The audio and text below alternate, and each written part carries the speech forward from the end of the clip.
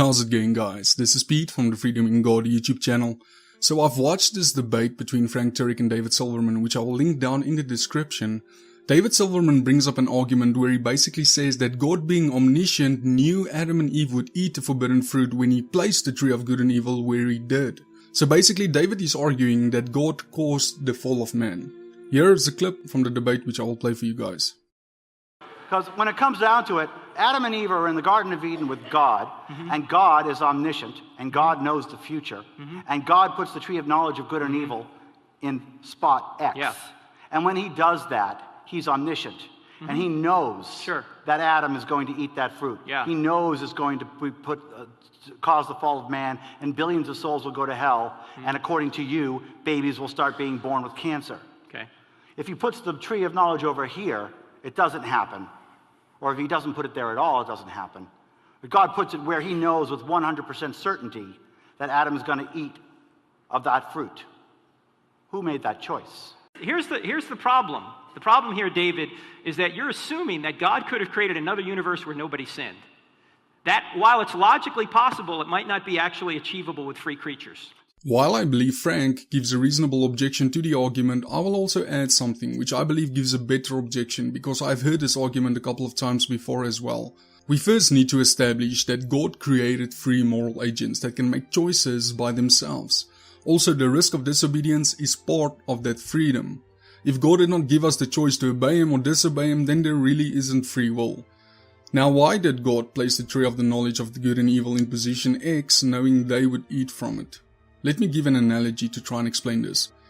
Let's say, for example, you're married and you work an 8 to 5 job every day. On Tuesday you go to work as usual, but today you know for a fact that your spouse will be on this day unfaithful to you at 3 o'clock the afternoon. You know for a fact it's going to happen. You then have two choices. Leave it to happen or change the situation, not giving your spouse the opportunity to be unfaithful. You then decide you will alter the situation and you call your spouse up and ask him or her to meet you for lunch at 2:30. Lunch goes by and your spouse never cheated on you on that day. Here's a question. By you changing the outcome of the day, does that make your spouse then faithful? Or is he or she still unfaithful, knowing what would have happened if you left things the way they were? You see, you altering reality do not change the fact that given the opportunity for your spouse to make a free choice, he or she would have chosen to be unfaithful.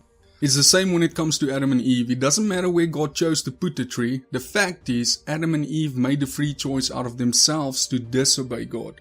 If there is a possibility for them to disobey given the opportunity, then that means they truly disobeyed. The honest thing for God to do is to leave them to make that choice, and it was their choice, and the truth is, given the opportunity, they chose that outcome. And God, knowing it, does not cause them to make that choice. They themselves freely chose that. This argument David brings up can be thrown the other way around as well.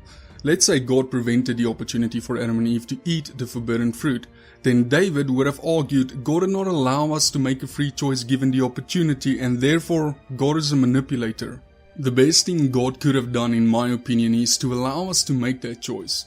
It shows we truly have free will to even be able to go against the creator of all things. And what's amazing is that even freely choosing separation from God, God still planned redemption to us all to return to him again. You see, when God created us, he knew the truth that we would one day disobey him, but God still chose to create us and to one day save us through Jesus Christ. God still loves all of us, even when we are in sin, because we as humans participate in that disobedience from Adam and Eve when we sin every day. But God wants every one of us to be saved, and through that disobedience we can now see the love of God through Jesus Christ. Because the truth is, we don't deserve it. The Lord is not slack concerning his promise, as some men count slackness, but is long-suffering to usward, not willing that any should perish, but that all should come to repentance. The more I study the Bible, the more I realize just how amazing God truly is. Thanks for watching, everyone, and may you all have a blessed day.